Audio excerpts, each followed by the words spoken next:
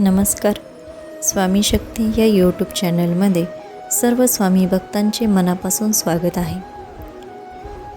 या व्हिडिओमध्ये आज आपण स्वामींचे व्यक्तिमत्व व त्यांच्या शेकडो भक्तांची स्वामींवर असलेली निष्ठा यांची माहिती घेणार आहोत. तर व्हिडिओ संपूर्ण पहा. हा व्हिडिओ शेवटपर्यंत पाहिल्यास तुम्हाला व तुमच्या कुटुंबाला स्वामींचा आशीर्वाद लाभेल. व्हिडिओ आवडल्यास लाईक करायला, शेअर करायला आणि सबस्क्राईब करायला विसरू नका. चला तर मग जाणून घेऊया स्वामींचे व्यक्तिमत्व आणि त्यांनी आपल्या भक्तांवर कोणत्या प्रकारे व कशी कृपा केली. स्वामी त्यांच्या भक्तांच्या पाठीमागे खंबीरपणे नेहमी उभे असतात. अडलेल्या नडलेल्या लोकांना स्वामी प्रत्यक्षपणे किंवा अप्रत्यक्षपणे भक्तांची मदत करतात व एकच सांगतात, कर्म चांगले ठेव, त्याचे योग्य ते फळ तुला योग्य वेळी नक्कीच मिळेल.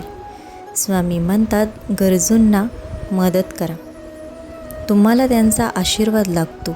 ज्यावेळेस तुम्ही कधी अडचणीत असाल त्यावेळेस त्यांचा आशीर्वाद तुम्हाला मिळतो व तुमच्या कामामध्ये कोणत्याही प्रकारचा अडथळा येत नाही. तुमची सर्व कामे सुरळीतपणे मार्गी लागतात.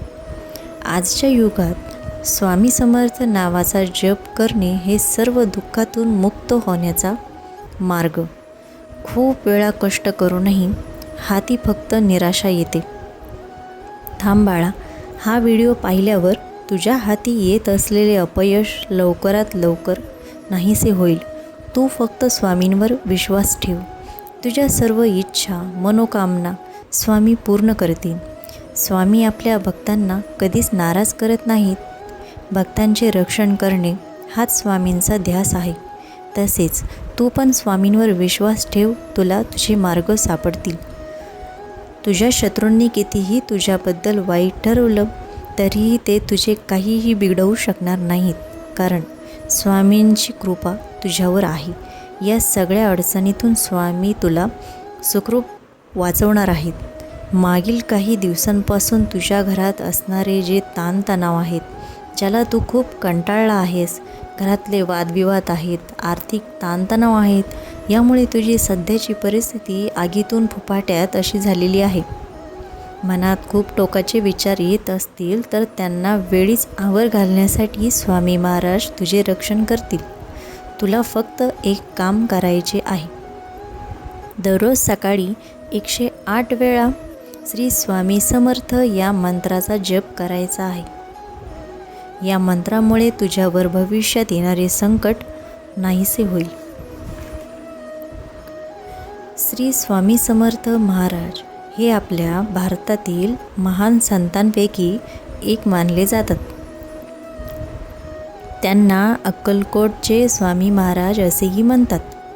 भक्त परंपरेनुसार ते दत्तात्रेय यांचा चौथा अवतार देखील मानले जातात. स्वामी महाराज अत्यंत साधेपणाने राहत होते.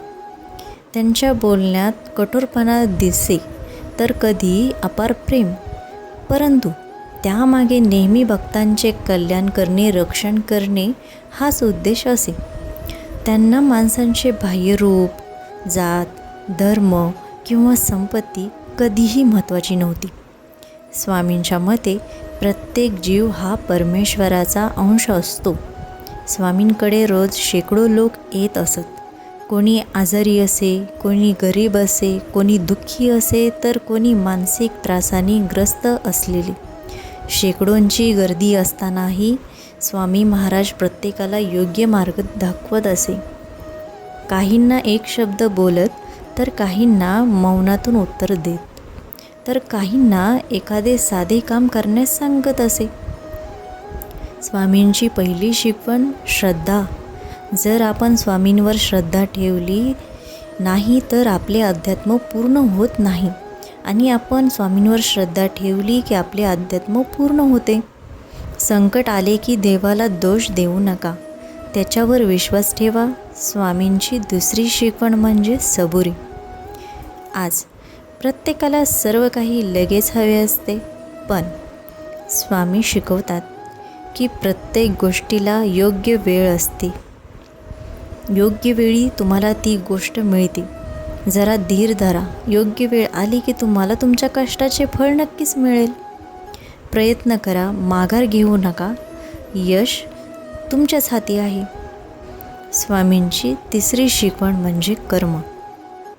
इतर लोक तुमच्या हातातील हिरावून घेऊ शकतील, पण जर तुम्ही तुमचे कर्म चांगले केले तर ते तुम्हाला यशाच्या शिखरावर नेऊन पोहोचवतात. तुम्ही प्रामाणिकपणे आणि निष्ठेने केलेल्या कामाचे योग्य ते फळ तुम्हाला नक्कीच मिळते. स्वामींची चौथी शिकवण म्हणजे सेवा. आपल्या आजूबाजूच्या गरजू लोकांची मदत करणे हीच खरी पूजा आहे. भुकेल्यांना अन्न द्या, तहानलेल्यांना पाणी द्या, दुःखी माणसाला धीर द्या आणि गरीब माणसाला मदत करा. यामध्येच देव आहे. स्वामींची पाचवी शिकवण म्हणजे नम्रता. आपल्याला कितीही ज्ञान आले, पैसा आला किंवा पद आले म्हणून अहंकार करू नका. अहंकारामुळे माणूस देवापासून दूर जातो, तर नम्रतेमुळे माणूस देवाजवळ पोहोचतो. स्वामींचे प्रसिद्ध वचन आपल्या सर्वांनाच माहीत आहे. भिवू नकोस, मी तुझ्या पाठीशी आहे.